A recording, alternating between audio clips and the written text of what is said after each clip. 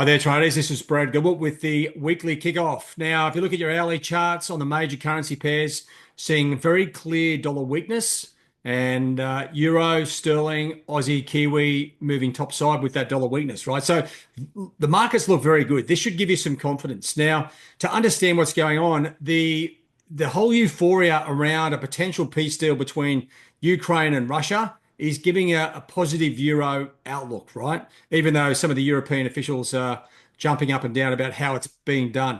Now, on top of that, Trump has issued, obviously, he's going to have some reciprocal tariffs for people who put tariffs on the US, but the date of that has been pushed back to April, right? So the whole theory here is that there's hope that the tariffs may not be as bad as first thought, right? So it's giving us very clear direction here on the dollar, on the hourlies, on the dailies, right? There's two aspects here.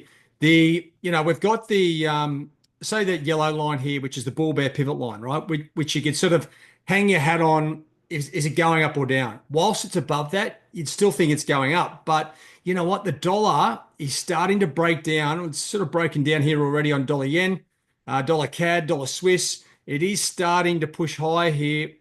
It's not convincing just at the moment, but this may be the early signs of a turnaround in the long-term uptrend in the dollar, right? Trump, as clever as he is, this makes the US more competitive globally, right? So the whole aspect here, looking at the short-term and long-term, we've got like markets that we can really work with. Now, let me just give you a look at what's happening across this week and right now. The live trade hub, you can come into that back-end system. Of course, the next live session is a Q&A on all things trading. Okay, that's on Tuesday. It's a coaching session. Any questions you may have about the markets, technicals, fundamentals, execution, this is the time to get your questions answered. And that's open to all traders, right? So everyone who's in any aspect of the program can join that. Now, right at the moment, right, I'll have a look. I'll show you the prime time analysis. But what we're looking at is just focusing on the instrument objectively, where direction and the trends are. Right now, we're getting a bearish signal here on dollar CAD. And why that's important is because if you've got clear direction, then we just need the data to fit the picture. Sorry, if I can just get that out. Now, what we're looking at is dollar CAD. We've got Canadian CPI figures coming out on Tuesday, right? 1:30 p.m. London time. So just keep an eye on this because you know what? We're looking for if the Canadian dollar, so that's dollar CAD down, okay? So Canadian dollar up, this would match, if I just come down to the bottom here, okay, we do have, I'll come back and cover this. We do have also UK inflation numbers Wednesday. Services data will be very important. But first of all, the Canadian CPI number and what the implications are, the outcome scenarios, right? Sell CAD below 0.4. Now we have a strong Canadian dollar at the moment, right? So this is what you want to be focusing on. Inflation numbers above 0.3. And more importantly, the year-on-year number. If we get a number above 2.1, well, the CAD is going to go through the roof. That's dollar CAD down. But I'll be covering the best setups when we come into the trading tomorrow. So this week we've got two key numbers, right? You've got the Canadian CPI numbers and you've also got the UK CPI. Now, CPI numbers, okay, if you haven't got much experience in trading, this is the key data that the central banks are focusing on for their policies, right? So let's just have a quick look at the start of the week, and this will be changing as we go through the week. Hopefully, I will have an update for you shortly. We've got a few things in play to get this automated. But right now, Euro, Sterling, Aussie, Kiwi, yep, they're all going up short term. Momentum at the moment is down, right? And the long-term trend, okay, is also down, but momentum is up. So you've got a bit of a weird situation. Now, as we come through Monday, Tuesday, definitely into Wednesday, we should start to see momentum start to even out, and we may see some really good trading opportunities there. Like the dollar pairs, that's what I'm talking about. Dollar CAD, bearish signal. We've got a bit of a mixed bag here on dollar, the dollar index and dollar Swiss and dollar yen. It wants to go down. It just isn't sure at the moment, right? So This analysis is objective, right? There's no like human thought into it, which is what I like because you know what, we can sometimes cloud our judgment on our opinion and our views of what's going on. And that's not the best way to be sort of targeting specific instruments. Now, let's just have a quick look. I've just got trading economics, easy to have a look through here. We've also got two central bank announcements this week, right? So as we come into Tuesday, we've got the RBA. Now, a 0.25% cut is 90% factored in. Okay. So there's a couple of things leading up to, obviously, you've got the Canadian inflation numbers. There's a couple of things leading up to the UK inflation numbers Wednesday, employment numbers on Tuesday. Definitely worth a look. That may give some influence to what the numbers are on Wednesday. You come into RBNZ. Now, a 50 basis point cut has been factored in, right? So don't jump up and down if you see the RBNZ cut by 0.5. That is like 90% factored in as well. Then you've got the important UK inflation numbers, which we will be covering a live session on. The FOMC minutes and a few sort of peripheral US numbers. You come into Thursday, we've got Aussie employment numbers. Now, this is going to be like a really good opportunity because it comes straight after the RBA cuts rates, right? So this is the first major data release that will give us an idea whether they're going to cut again next month, right? Week numbers will definitely sort of push that. So that's a good opportunity there.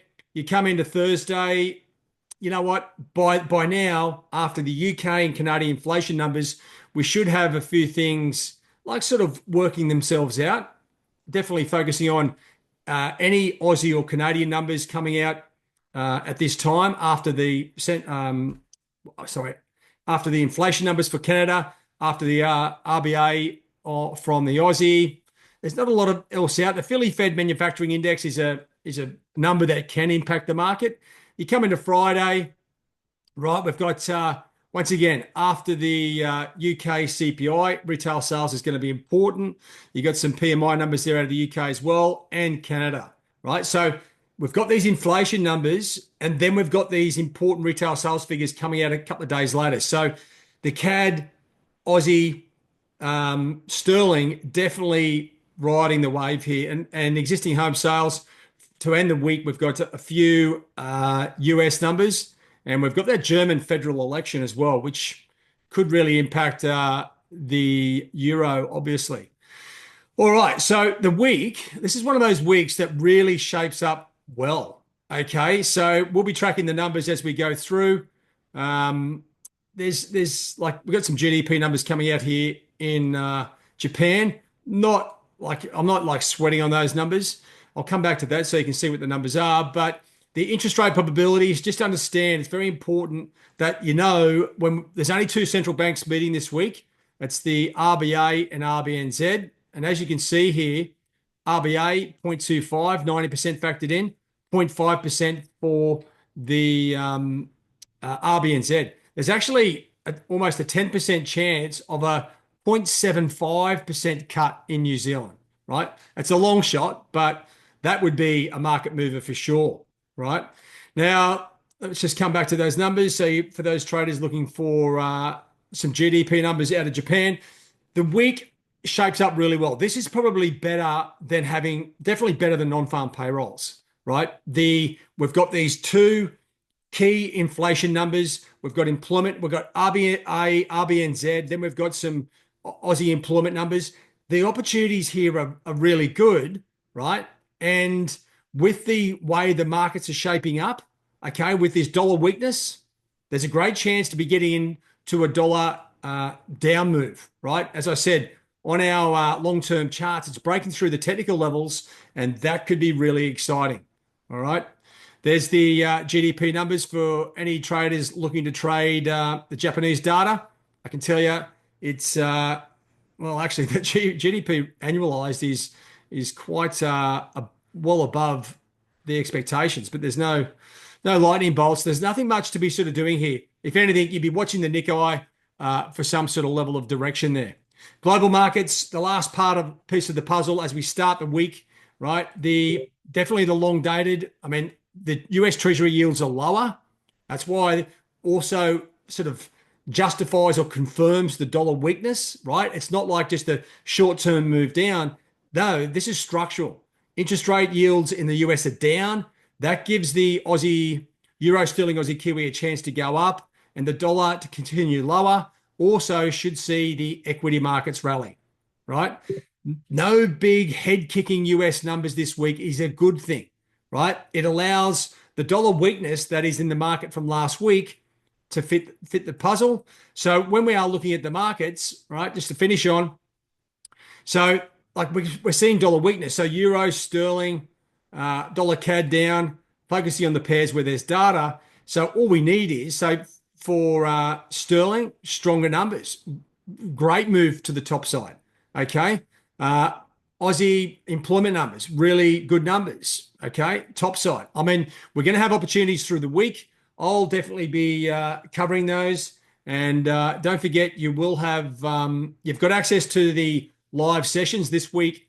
We have two sessions, the coaching session, of course, which I mentioned, and UK inflation rate on live trading on Wednesday, right? If you want to if you want to join those sessions, just click on the join button and away you go, right?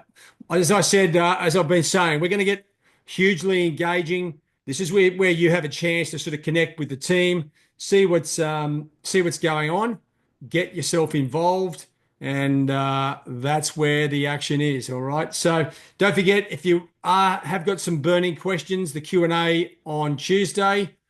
And if you're following the market, jump on our Discord channel and you can get some clear updates there. All right.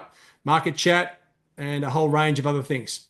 All right, guys, that's it from me. I know I was a little bit long-winded, but this week really does shape up to be a good one. Clear dollar direction. We've got some events that aren't like super wild, crazy, but they are important as far as direction goes. And if the ducks line up, I can tell you what, this week will be a really good one. All right, guys, have a good one. All the best. Cheerio.